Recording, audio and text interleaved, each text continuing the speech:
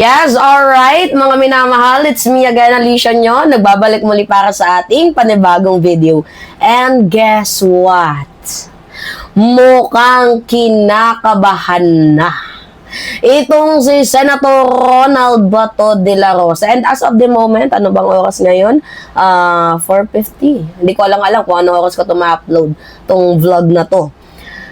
As of the moment, wala pang statement itong si Senator Ronald Bato de la Rosa. But si Aguirre, Vitaliano Aguirre, nagbigay na ng kanyang sentimiento na inamin niya na yes, yung pangalan ko nasa International Criminal Court na.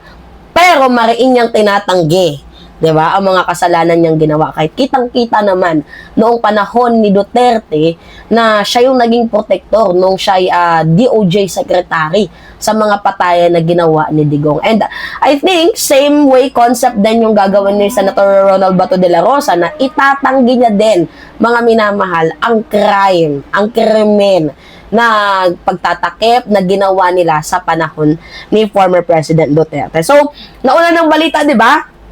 ICC reject Duterte's jurisdiction. So, doon pa lang talo na itong si Kaufman. Diba? Na which is yun na lang yung inaasahan nila. I think meron pa silang last card. Yung physical fitness trial, yung kalusugan, yung mental health, payat na daw si Digong. Yun na lang yung inaasahan nila. Last card na nila yon. And after that, so on, wala na. Kasi, yung interim release, wala na. Diba? Yung mapatanggal yung mga prosecutor, wala na. Tapos yung jurisdiction na yun yung sinasandalan nila ngayon na wala na daw karapatan ng International Criminal Court na mag-investigate sa bansang Pilipinas, gawa nga ng umalis na tayo, X na. Kasi ang sabi nga ng International Criminal Court, nag-signature tayo sa Rome Statute. So meaning kahit umalis na tayo, yung panahon na tayo ay miyembro ng International Criminal Court, merong karapatan ang ICC na busisain lahat ng mga krimen sa panahong iyon. And kailan ba tayo pumasok? 2011 hanggang 2019. So, meaning si Sara Duterte possibly din na madali dito. Pero unang-una na muna dyan, walang iba kundi itong si Senator Ronald Bato de la Rosa. Lalo pat naglabas ng balita ngayon. Itong ABS-CBN News. ICC decision in Duterte case, green lights, additional warrants, lawyer. Aray mo. So, ayon sa ABS-CBN, real-time Tagalog tayo. Basahin nyo na lang yung buong article na yan. Pero ako, i-discuss ko na lang sa inyo, no, para mas, mas detalyado, mas buod.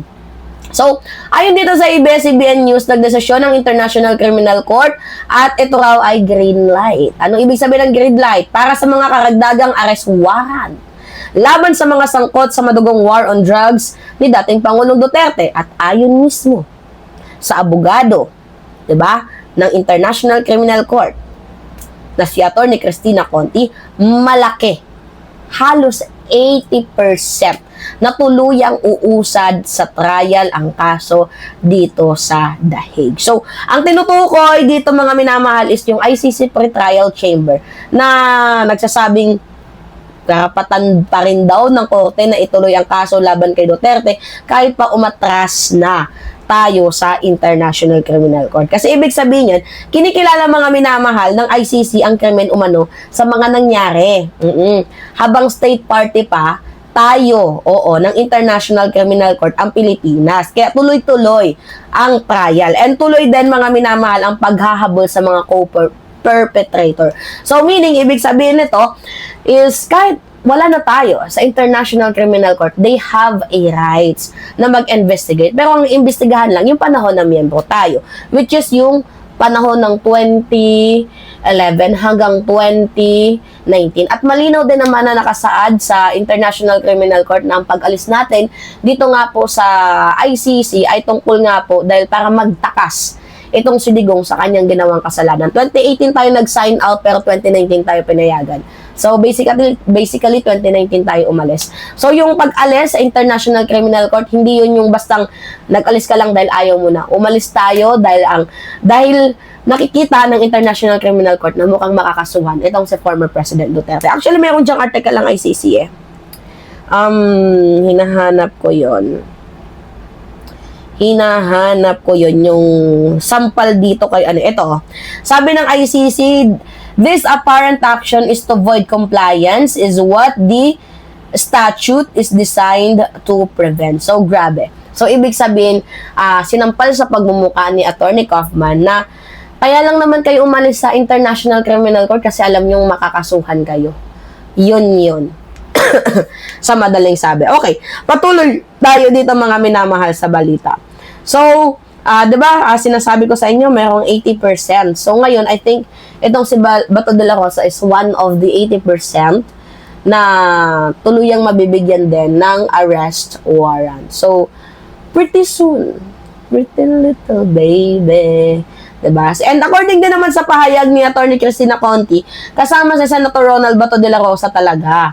And matagal na yung minamanmanan, sinusundan ng ICC bilang isang co-perpetrator dito nga po sa madugong war on drugs, AJK, ni former President Duterte. Sabi nga ng International Criminal Court, mga minamahal, sa pahayag ni Atty. Cristina Conti, hinahanap natin, if anyone is arrested, including Senator Bato de la Rosa, it's best to get things over and done. Ibig sabihin, inire-recommenda pa nga ng panig ng ICC na mag-submit si Bato de la Rosa sa jurisdiction ng korte para maharap kung wala ba talaga siyang kasalanan or meron. Diba mga minamahal? So kung matatandaan ninyo, nung March 11, dinakip itong si former President Duterte mula sa kanyang pag-uwi dito nga po sa Hong Kong. And request po yun ng Interpol. Diba? Hindi naman ICC ang humuli, Interpol. And sa mga nagsasabi na si Duterte ay hindi na daw dapat imbestigahan, palayain na lang kasi matanda na, mayroong health condition. No, mali po yun, no. Alam niyo kung bakit mga minamahal? Si Digong kasi ang may kasalanan sa lahat ng ito. Hindi pwedeng pabayaan na lang. Hindi nila pwedeng sabihin na yung physical stunt to trial, physical fitness stunt trial, eclavush. Hindi nila pwedeng sabihin yun. Kasi every time na dinadalaw, itong si former President Duterte, nakakapag-komento pa nga siya eh. Diba? Sa nangyayari sa bansang Pilipinas, diba? Hindi naman umiiyak ang kanyang mga anak pag nakikita si Duterte, hindi naman umiiyak ang kanyang mga anak, diba? Mga minamahal. At saka beside, laging may Red Cross ang International Criminal Court, time to time, minute by minute, hours by hours, chinecheck ng doktor ang health condition ni former President Duterte. So, mga minamahal, sabi pa dito, pwede siyang dalhin sa hospice or care facility sa ilalim ng ICC at susuriin kada 120 na araw kung may pagbabago sa kanyang kondisyon. Kaya malinaw na he will not be brought back. So, hindi basta-basta makakauwi sa Duterte kahit sabing unfit to stand trial ito. So, hindi ibig sabihin na kapag mahina na ang pangangatawan ay papalayain.